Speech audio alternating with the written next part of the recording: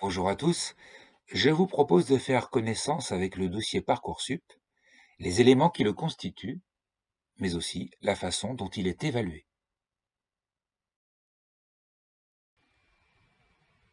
Commençons par étudier les éléments du dossier Parcoursup.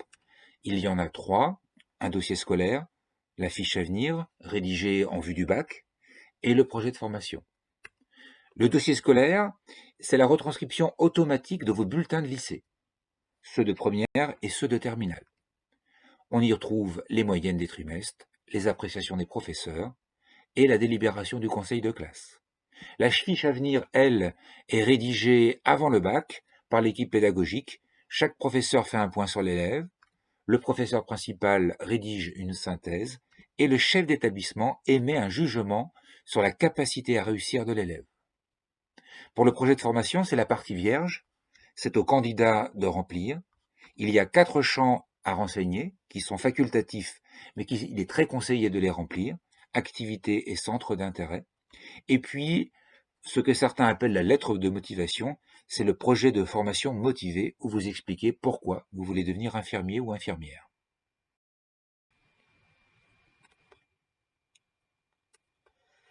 Pour la première partie, il n'y a pas d'action de votre part à réaliser, tout se fait de façon automatique, sauf pour les bacheliers avant Parcoursup, qui eux devront se munir de leur bulletin scolaire pour pouvoir les recopier sur la plateforme.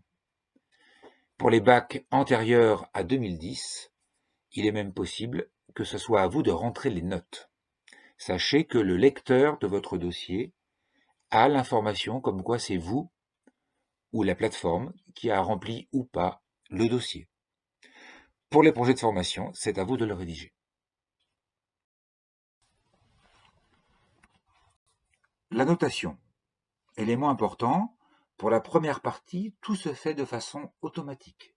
Le dossier scolaire, la fiche à venir sont analysés par un ordinateur qui fournit une note. Côté projet de formation, c'est lu par un formateur en IFSI. Regardons un petit peu dans le détail. Côté algorithme, l'ordinateur va prendre en compte les options, les moyennes et l'appréciation finale du chef d'établissement, c'est-à-dire la fiche à venir, et avec des coefficients qui sont appliqués à certaines matières en fonction de la filière, une note est calculée. Par exemple, si vous voulez intégrer un IFSI, mieux vaut avoir 20 de moyenne en biologie qu'en arts plastiques. C'est pourquoi un même dossier pourrait avoir une note différente en fonction de la filière de formation qui est demandée. C'est normal, les coefficients ne sont pas les mêmes. Pour ce qui est de la notation IFSI, le formateur étudie tout le dossier et il lit en particulier les 4 champs d'activité et le formation de projet motivé. Il lit avec une grille d'évaluation qui lui permet de mettre une note avec des attendus nationaux, c'est-à-dire que tous les formateurs de tous les IFSI de France ont les mêmes éléments de notation. La note globale de votre dossier Parcoursup sera constituée à 60% de la note de l'algorithme, comprenant dossier scolaire et fiche à venir, et à hauteur de 40% pour le projet de formation.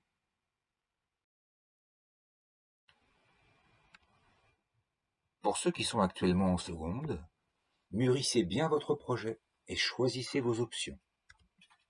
Pensez que biologie, mathématiques et sciences physiques sont très utiles à la formation.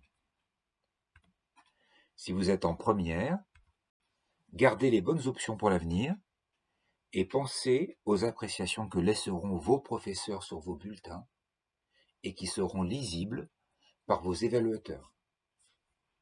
Enfin, si vous êtes en terminale, il faut vous concentrer sur la rédaction des 4 champs à renseigner ainsi que sur le projet de formation motivé.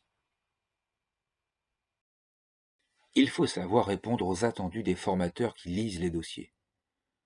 Exemple, renseignez-vous bien sur la profession. Quand vous allez vous décrire, il faut que le lecteur ait le sentiment que vous êtes le bon candidat. Étudiez le programme pour montrer qu'il vous correspond et que vous serez à la hauteur. Tout cela, il va falloir y penser y réfléchir, afin de vous mettre en valeur dans la rédaction de votre dossier. Renseignez bien tous les champs disponibles. Pour répondre à ces 3 exigences avec des exemples de rédaction, rendez-vous sur le site monofficierinligne.fr.